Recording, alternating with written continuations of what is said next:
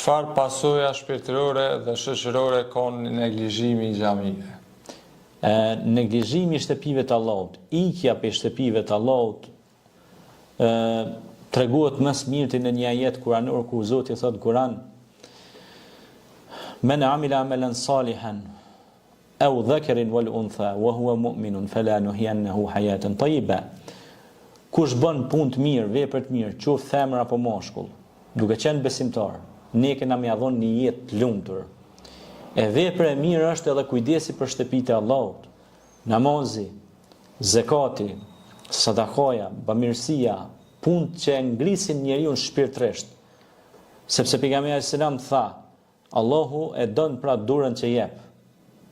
A kupton ajo? Dhe ai që jep pra ai nuk është të dhon, po të marr. Pse dielli është i madh? Sepse ai e ndriçon, e rrezaton, i jep këtë botës ndriçim. Prandaj, ne sa më shumë japim, aq më shumë ndaj bëmi. Aq më shumë japim për shtëpitë e Zotit, kontribuojmë për to. Allahu na lartëson këtë botë dhe në botën tjetër. Pastaj është pjesa tjetër që është shumë e rëndësishme, pra ajo ndikon edhe në aspektin spiritual, siç e thatë ju, edhe shoqëror, pra që e bën njeriu t'i largohet stresit, t'i largohet me dyshjeve, sepse stresi dhe me dyshimet vinë si shkak i pakqartësive. Pse unë jam kësaj ide? Shpeshherë njeriu ja pyet veten, për çka kam marrë, ku po shkoj? E Zoti thot, ti ke ardhur këtë botë si udhëhec. Do udhëheqesh këtë botë, pasi të përfundosh mandatin e udhëheqësisë në këtë botë, me emrin e Zotit do shkosh në xhenet, që është vend i bukur dhe i përgatitur për besimtarët. Pasi të përfundosh udhëheqësinë këtu, se kur e përfundon ti, do të më pyet shefi. E kush është? Është Allahu xhaleshan, Zoti. Nuk të pyet kush ty as mua. Pse? Ai ta ka dhënë mandatin ty. Ai të ka bën governancë këtu, të ka bën khalifetun fil ard, të ka bën udhëhecën tu. Mua e ty, si njerëz, çdo njeri që po na dëgjon tani. Dhe kjo ka shumë rëndësi të madhe, andaj kujdesuni për shtëpitë e Zotit, sepse padyshim që do të keni mirësi dhe begati. Faleminderit. Vazhdojmë me pyetjen e radhës. Si mund të ruajmë hijen dhe respektin e xhamisë në kohën moderne, ku shpeshherë vlerat fetare anashkalohen?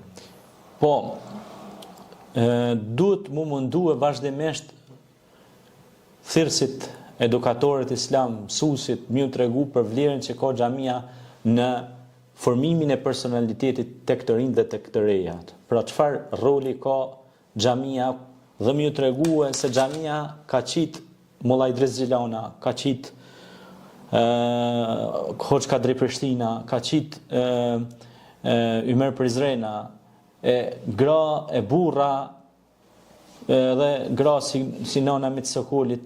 Pra kanë qit burra që kanë dhënë kontribut, burra dhe gra që kanë dhënë kontribut për kombin shqiptar. Pra xhamia ka pas rol në edukimin fetar, adhetar, kombëtar. Pra xhamia ka luajtur një rol në formimin e personalitetit njeriu, që njeriu të jetë serioz në jetë, ta kuptoj qëllimin pse ka ardhur këtu. E jo të jetoj me zi se shtaz, mos me ditë se ka shkon. Zoti bile shpeshherë na thirr neve në Kur'an dhe na thot: "Ejna tadhhabun." Ku jeni të shkuar? Ka po shkoni? Çka e hallakat, si thon na, çka po hub kështu. A kupton? Prandaj qëllimi i xhamisë është formimi i personalitetit të njeriu, që njeriu me kthill, që njeriu me u kthy në bazë të veten, sepse njeriu në bazë është i pastër, fitrat Allah. Prandaj ka fitrën. Pejgamberi selam ka thënë kullu mauludin alal fitr, çdo fëmijë lind i pastërt. I pasht, si thon na pa sherr. A ke pa gjino. A ke pa kur vjen fëmia thonë është si me laqe, domethënë se s'ka, se me laqet janë të pagabueshme. E kjo është pra, e na duhet me ditë tani qysh me ngre të rit, po dhe qysh me dezinformata që vinë nga pabesimtar, dezinformacioni, domethënë blasfemia që përdoret në gazetari, dezinformacioni, është që aty në mja u hedh poshtë.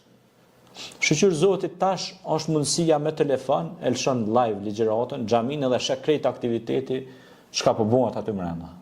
E lëshon live, sigurisht tash na këtu live, e sheh, na përshkajnë ato ful, jena të ful për edukim, për atë për shkollim, për dashuri, për mirësi, për njerëzillek.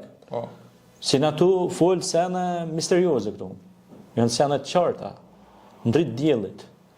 Dhe pra, pastaj duhet punu ma shumë me largu keq informimin, sepse ka dhe keq informim.